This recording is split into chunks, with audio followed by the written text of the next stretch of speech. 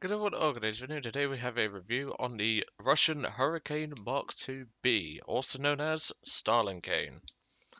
Now, recently this aircraft has had a minor buff. This is about 2 months back, and the planned review that I was going to do for it, I kind of felt there wasn't a huge amount of deal to it because at the end of the day, I'm not including what is what the aircraft is fully capable of with its new ammunition type, well, ammunition load. And not only that, the battle that I had turned out to be corrupted anyway, so it didn't really make much of a difference. So, the Starlinkane recently had a minor buff to its machine gun ammunition. Not as in the capability of it, just in general. Starlinkane doesn't have a huge amount of ammo. That's one thing that I always had a problem with. But obviously, I split my guns in this battle, so this isn't really important, so to speak. But recently, Starlinkane gained an additional 20 rounds in its machine guns, and that actually does make a huge difference to the aircraft. It keeps it in the fight that little bit longer, and obviously with the Russian 50s hitting the way they do, this can really make a difference. Now, does that mean Starlinkane is the most well armed and can stay in the fight the longest of all the premiums at this tier?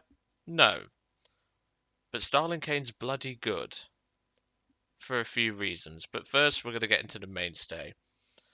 So this aircraft costs 700 golden eagles. Do I think it's worth it? Short answer, yes I do. The main reason for that is that J-21 pilots seem to be very overconfident and appear to like to turn fight this thing. Newsflash, they won't win. Same with Spitfires. Depending on the Spitfire model, they ain't winning. Let's put it that way, and especially at higher altitudes where this aircraft will rule. Now, compared to your average Mark II-B, such as in the British sector, which I'll just quickly load up now, you'll notice a couple of differences, mainly in the top speed and the rate of climb, and also a bit of turn time. The main reason for this is that the British Hurricane has all these guns in the wings, adding a lot of weight and creating a lot less turn for what you could get compared to Starlinkane. Notice the difference? We have two 20mm Shavak and two 50 cal Berezin machine guns. That's a big difference in weight, I'll tell you that right now. Now, of course, that doesn't mean you're going to be outturning Hurricanes, but you'll give them a bloody good time, and eventually you might just pull the odd off. I haven't fought a British Hurricane in this yet. I fought a Sea Hurricane, but that's not really fair, because that thing's trash. But against a normal Hurricane Mark II-B, I'd love to give that a test sometime, and I'll maybe get back to you on that. But since the ammo buff to the 50 cals, it has really given Hurricane a new lease, or this Hurricane a bit of extra life in the battle. And additionally, that also makes it more versatile in ground forces, which where this aircraft is really good as well. So let's go over the actual aircraft's secondary armament, because unlike Japal, which I reviewed obviously before, this thing does gain access to a bit of ordnance, albeit not much. So in terms of its ordnance, you can carry 6 RS-82 rockets. These are generally for lighter targets and or airburst. And then you have the RBS-82s. You get 6 of these, same with the RS. And these are more of the APHE rocket type. Now they're very good, especially when you attack from top down, but in the tiers that you might be at, you can attack tanks from the side, sometimes even the front, and penetrate them. And as you can tell, it does add to the aircraft's, it does decrease the aircraft's performance quite a bit. So I don't tend to carry rockets on my Starlinkane unless I absolutely have to. I used to carry them all the time, but since Sweden's been going a little crazy recently, I need all the performance I can get. But personally, 700 Golden Eagles, this thing's a steal at that price. It is an amazing aircraft, and this battle that I'm going to show you, you've already seen it on Harry's channel. This was on his I-16 Type 28 B positive video. I'll leave a link to that in the description below. Go give Harry a sub as well. He deserves it. Great guy.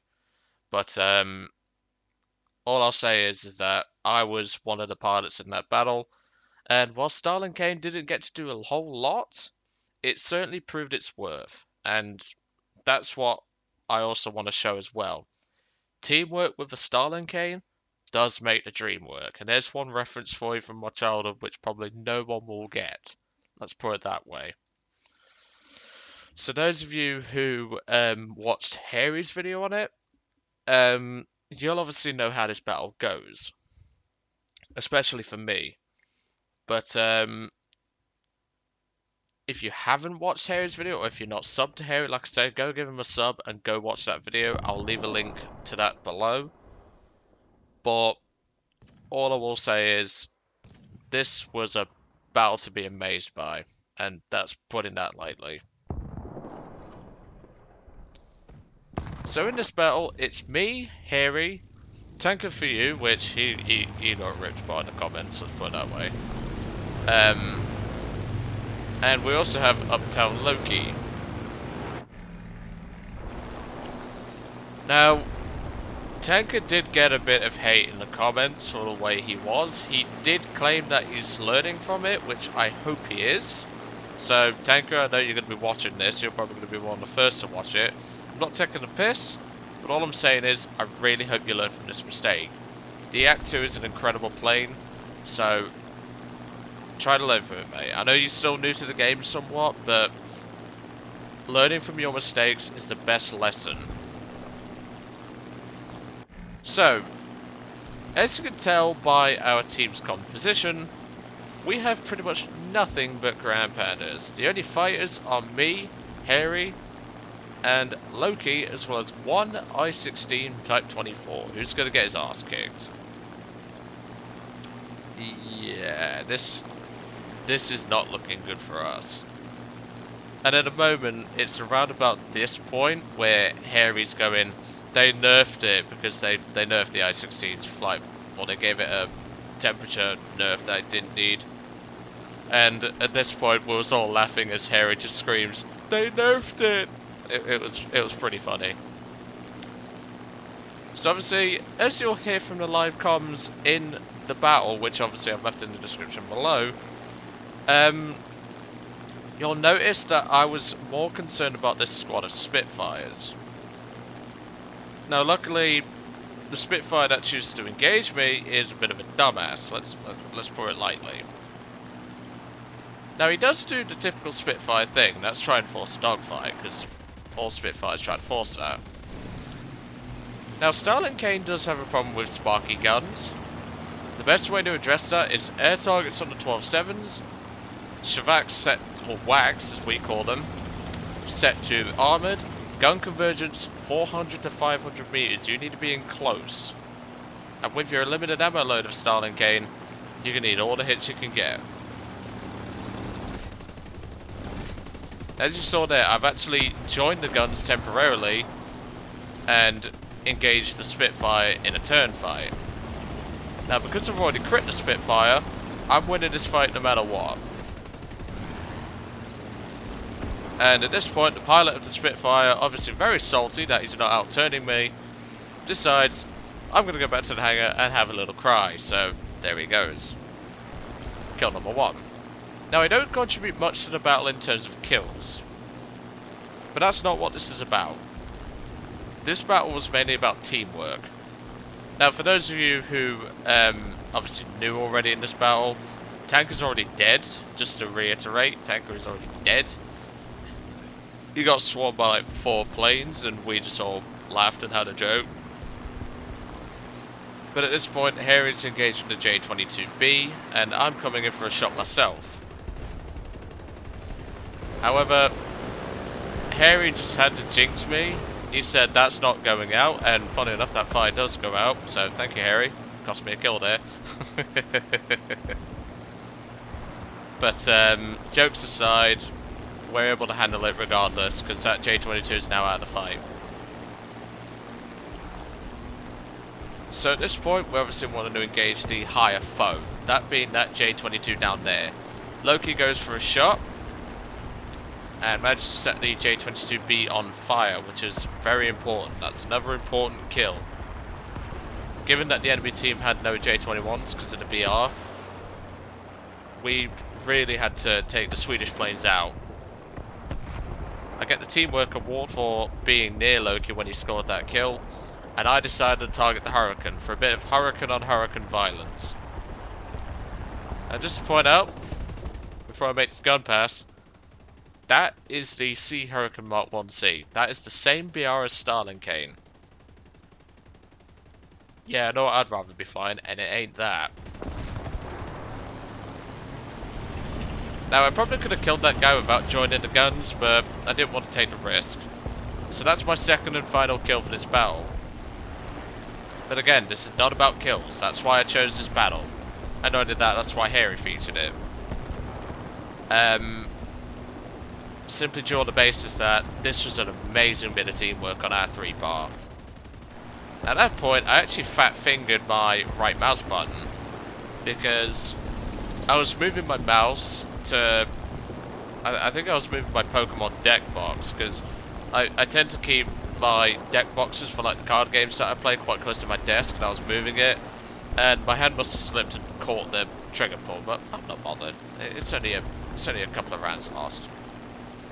And even then, with the B-18 sparking all the rounds that it didn't make a huge difference anyway. So we're soon coming up to my final contribution to the battle, where we spot the B-18. Obviously we're reclimbing because we've still got enemy fighters left.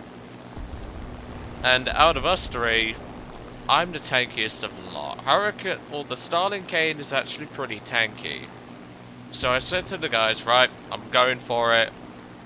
Watch my back. And, well, I'll do the best I can with what ammo load I had. So I go in, I'm obviously joining the guns here. The whacks are going crazy, and I bust one of his engines. However, that's me out of ammo. So I said to Harry, right, Harry, I need you to finish it off, because I'm not going to be able to kill this aircraft. Harry comes in with his little buzz box.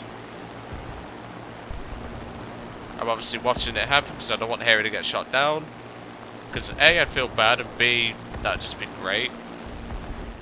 Harry takes it out, and the battle pretty much ends from there in the next few minutes, so there you go.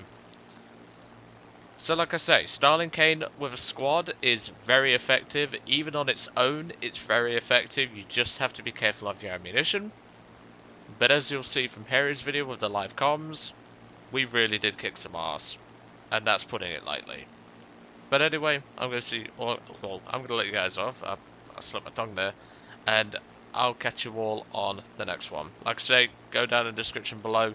Do give Harry a sub and go watch that video. It was amazing to pull off. I'll catch you all on the next one.